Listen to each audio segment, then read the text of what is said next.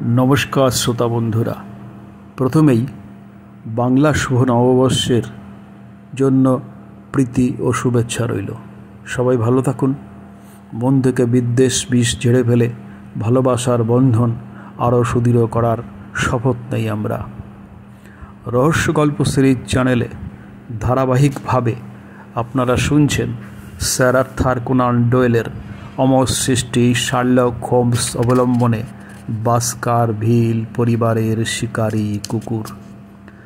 आगेर पर्वे आमरा देखेছি sir Henry बास्कारभिलके अनुसरणकारी गाड़ीर कोचोयानके डेके एने Holmes जेरा करছেন। तारपर लोकटिके विस्मित एवं किछुटा विचलित मने हलो। से बोलल, किछु बोले लाभ नेই, कारण आमी जा जानी से सबই तो देखছি আপনিও জানেন। ভদ্রলোক আমাকে বললেন যে তিনি একজন গোয়েন্দা এবং তার কথা যেন কাউকে না বলি। দেখো বাপু, ব্যাপারটা খুবই গুরুতর। আমার কাছে যদি কিছু লুকো তাহলে কিন্তু খুব মুশকিলে পড়বে। তুমি বলছো লোকটি তোমাকে বলেছে সে একজন গোয়েন্দা? আগে হ্যাঁ, এ কথা কখন বলেছেন? চলে যাওয়ার সময়। তার নাম বলেছেন? হ্যাঁ, নামটা বলেছেন। কি নাম বললেন? কোচন বলল, তার নাম শার্লক হোমস। নামটা শুনে হোমস বিস্ময়ে হতবাক হয়ে গেল। তারপরেই প্রাণ খুলে হেসে উঠল। একেবারে ছক্কা মেরেছে ওয়াটসন, বেশ চতুর লোক বলতেই হবে। তাহলে তার নাম শার্লক হোমস, কি বলো? হ্যাঁ স্যার, ভদ্রলোকের তাই নাম। ভালো, এবার বলো তাকে কোথায় তুমি গাড়িতে তুললে এবং তারপর কি কি ঘটল? সকাল 9:30টার সময় ট্রাফালগার স্কোয়ারে তিনি আমাকে ডাকলেন। বললেন তিনি একজন গোয়েন্দা এবং সারাদিন যদি তার কথা মতো চলি এবং কোনো প্রশ্ন না করি তাহলে তিনি আমাকে 2 গিনি দেবেন। আমি সানন্দে রাজি হয়ে গেলাম। প্রথমেই গেলাম নাটদাম্বার হোটেলে। সেখান থেকে 2জন লোক বেরিয়ে এসে আড্ডা থেকে একটা গাড়ি নিল। আমরা তার পিছু নিলাম এবং এই বাড়িটার সামনে এই গাড়িটা থামতেই আমরা দূরত্ব রেখে থেমে গেলাম। রাস্তার মাঝামাঝি আমরা প্রায় 1.5 ঘন্টা অপেক্ষা করলাম। তারপর সেই 2 ভদ্রলোক পায়ে হেঁটে আমাদের পাশ কাটিয়ে চলে যেতেই আমরা তাদের পিছু নিলাম। আমি জানি, হোমস বলল, সবেমাত্র রিজেন্ট স্ট্রিটের আতপো রাস্তা গেছি, হঠাৎ ভদ্রলোক গাড়ির চাপ দরজাটা ঠেলে দিয়ে বললেন, যত তাড়াতাড়ি পারো এখান থেকে সোজা ওয়াটারলু স্ট্রিটে চলো। 10 মিনিটের মধ্যে আমরা সেখানে পৌঁছে গেলাম। তিনি চলে যাবার আগে আমায় বললেন, তিনিই হলেন বিখ্যাত শার্লক হোমস। তাই বলো, আর তাকে কখনো দেখতে পাওনি? আর শার্লক হোমস দেখতে কেমন বলো তো?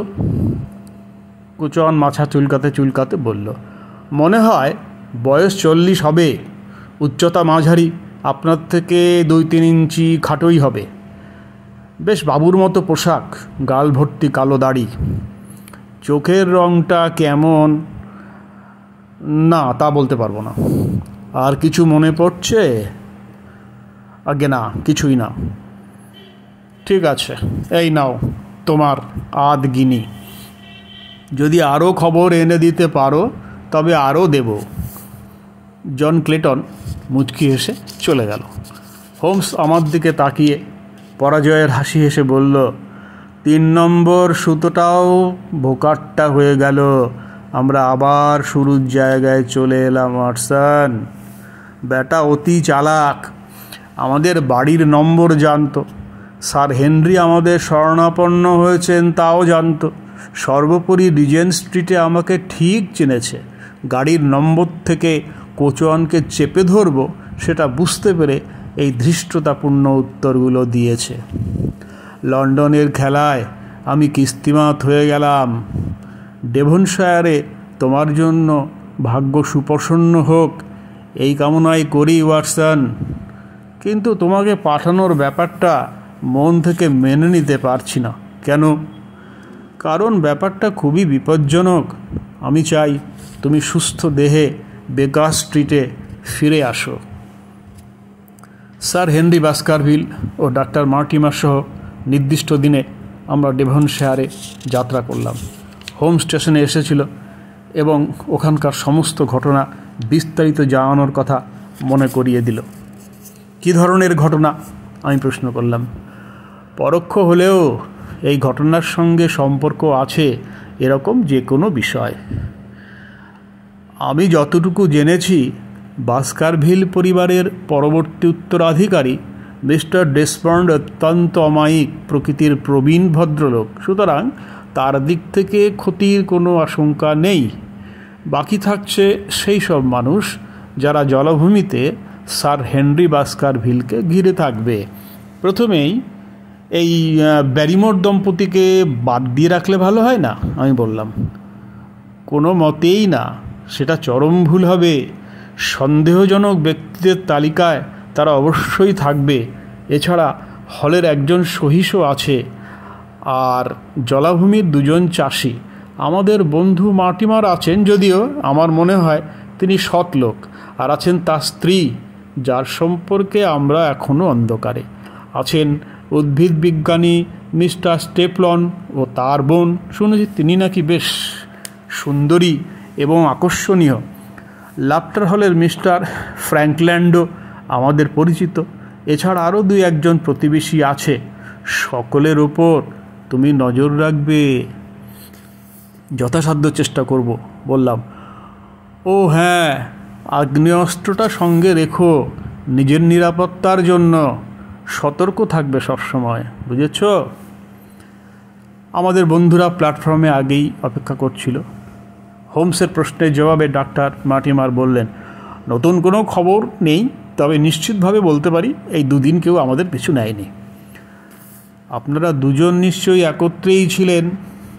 শুধু গতকাল কলেজ অফ সায়েন্সের মিউজিয়ামে আমি একাই সময় কাটিয়েছি, মার্টিমার সগর্বে বললেন। আর স্যার হেনরি? আমি গিয়েছিলাম পার্কে লোকজন দেখতে। কাজটা আপনারা ঠিক করেননি।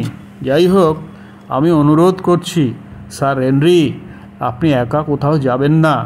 আপনার অন্য বুটটা পেয়েছেন কি?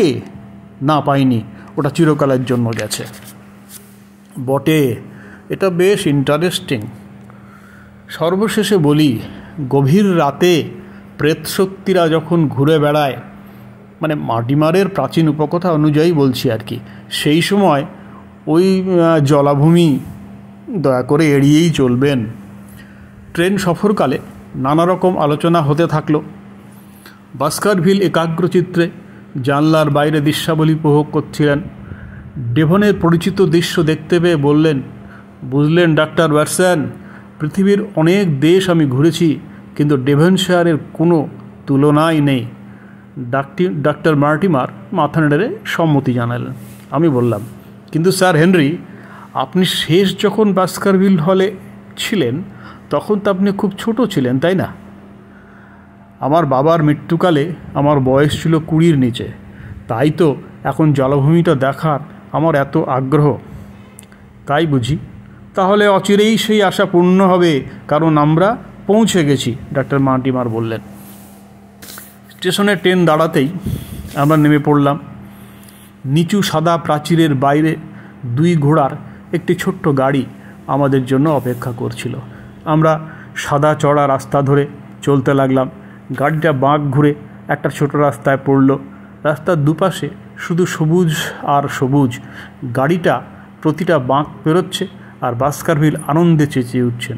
কিন্তু আমার চোখে বিষাদের ছায়া দেখলাম। দৃশ্যাবলীতে বর্ষা শেষের একটা সুস্পষ্ট আভাস। আমরা হলের সামনে পৌঁছে গেলাম। ডাক্তার মার্টিমার চেঁচিয়ে বলল, ওটা কি? জলাভূমির শেষ প্রান্তে একটা খাড়া মাটির ঢিপের উপর দাঁড়িয়ে আছে একটি সৈনিক। সে তার রাইফেলটি বাগিয়ে ঘিরে আছে। কোচওয়ান বলল, প্রিন্সটন থেকে পলাতক একটা কয়েদি স্যার। আজ 3 দিন হলো সেখানে এসেছে। সেপাই শান্তিরা তাকে খুঁজে বেড়াচ্ছে, আর এখনকার চাষিরাও এই ব্যাপারটাকে ভালোভাবে নিচ্ছে না। আসলে ওই লোকটার নাম সেলডন, নটিংহ্যাম পাহাড়ের খুনি। পুরানো একটি ঘটনার কথা আমার মনে পড়ে গেল।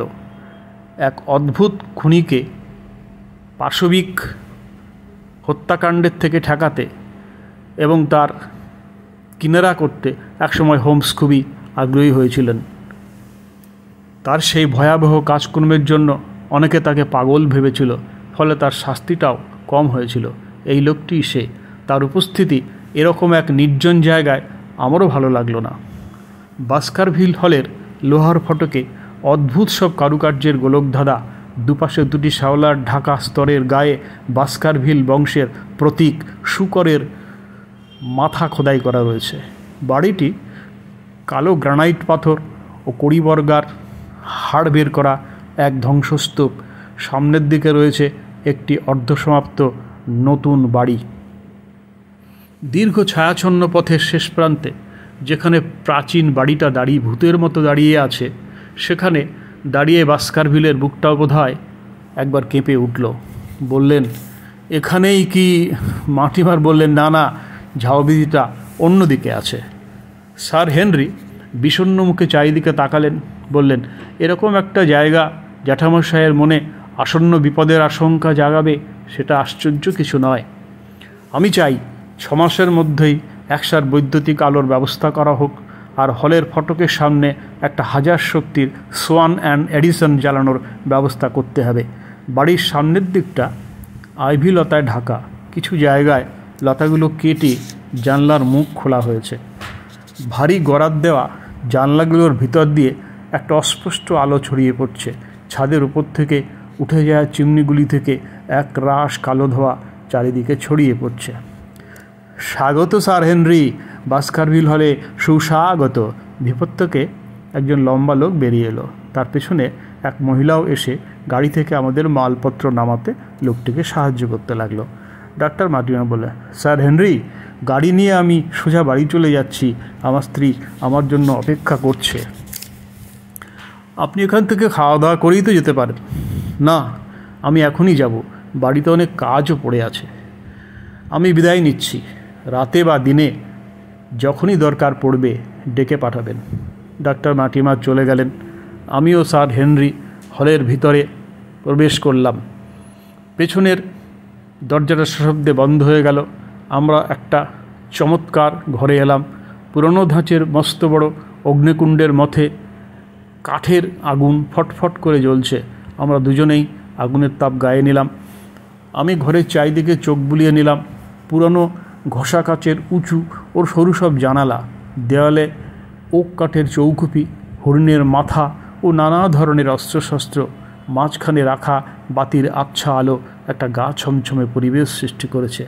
স্যার হেনরি বললেন, আমি ঠিক এরকমটাই কল্পনা করেছিলাম।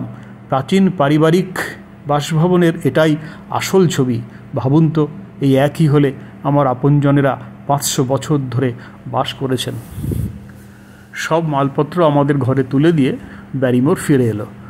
লোকটির চেহারা মনে রাখবার মতো, লম্বা, সুদর্শন, কালো দাড়ি ভরা, মুখশ্রী। খাবার কি এখানেই দেবো স্যার? খাবার তৈরি কয়েক মিনিটের মধ্যে হয়ে যাবে স্যার। আপনাকে ঘরে গরম জল দেওয়া হয়েছে। নতুন ব্যবস্থা না হওয়া পর্যন্ত আমি আমার ও স্ত্রী আপনার সঙ্গে এখানেই থাকতে ইচ্ছা করি। কিসের নতুন ব্যবস্থা? মানে আমি বলতে চাইছি, স্যার চার্লস তো অবসর জীবন যাপন করতেন, তাই আমরাই তার সব দেখভাল করতাম। কিন্তু এখন তো আপনার কাছে অনেক লোকজন আসবে এবং গৃহস্থালির ব্যবস্থাও তো পাল্টাতে হবে। তোমার স্ত্রী এবং তুমি কি এখান থেকে চলে যেতে চাও? তাতে আপনার যদি সুবিধে হয় তবেই, কিন্তু তোমাদের পরিবার তো কয়েক পুরুষ ধরে আমাদের সঙ্গে কাটিয়েছে। তোমরা চলে গেলে আমি খুবই কষ্ট পাব। খানসামাটি মুখের উপর দিয়ে একটা ভাবের উচ্ছ্বাস খেলে গেল। আমি এবং আমার স্ত্রীও তাই মনে করি স্যার। কিন্তু স্যার চার্লসের মৃত্যুতে আমরা খুবই মর্মাহত হয়েছি। এখানকার পরিবেশ আমাদের ভালো লাগছে না। মনে হয় বাস্কারভিল হলে বোধহয় আর শান্তিতে থাকা যাবে না। কিন্তু তোমরা কি করতে চাও? আশা করছি ছোটোখাটো কোনো ব্যবসা করে ঠিক চালিয়ে নেব। স্যার চার্লসের উদারতায় অর্থের ব্যবস্থা আমাদের আছে। কিন্তু স্যার এবার চলুন আপনাদের ঘরগুলি দেখিয়ে দিই। পুরনো হলের মাথায় একটি চৌকোনা খাম্বাদার বারান্দা উঠে গেছে। দুটো সিঁড়ি দিয়ে ওখানে ওঠা যায়। সেখান থেকেই দুটো লম্বা বারান্দা বাড়িটার দুদিকে প্রসারিত, আর সবগুলি ঘরের দরজায় সেই লম্বা বারান্দার দিকেই খেলে। আমার এবং বাস্কারভিলের শোবার ঘর দুটি একই অংশে এবং পাশাপাশি। বাড়ির মাঝখানের অংশের তুলনায় এই ঘরগুলি বেশ আধুনিক, এটা দেখে মনটা ভালো হয়ে গেল। কিন্তু খাবার ঘরের দরজাটা হলের দিকে খোলে, সে অংশটা ছায়াচ্ছন্ন ও বিষণ্ণ। খাওয়া দাওয়া শেষ করে আমরা বিলিয়ার্ডস রুমে গেলাম। এই সময় আমি একটি সিগারেট ধরালাম। মনটা বেশ খুশিতে ভরে উঠল। আজ এই পর্যন্ত।